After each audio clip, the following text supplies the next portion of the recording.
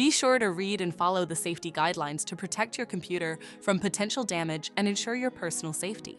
For more information about safety guidelines, see the owner's manual at dell.com/support. Before you begin, turn off the computer and disconnect all the attached peripherals.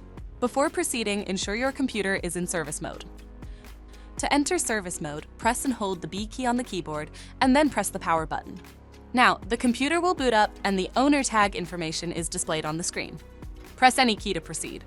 The computer will emit 3 short beeps and shut down, indicating it has entered the service mode.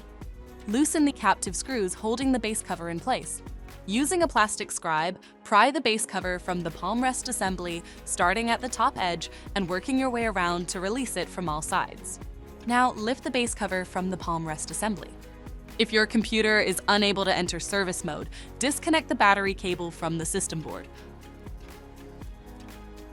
Identify and unlatch the wireless module. Loosen the screw securing it.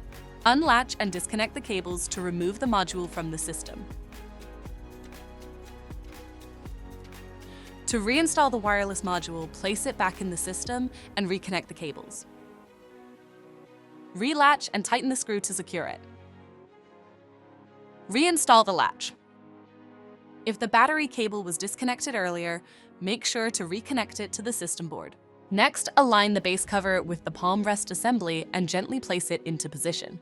Tighten all required screws to secure the base cover in place.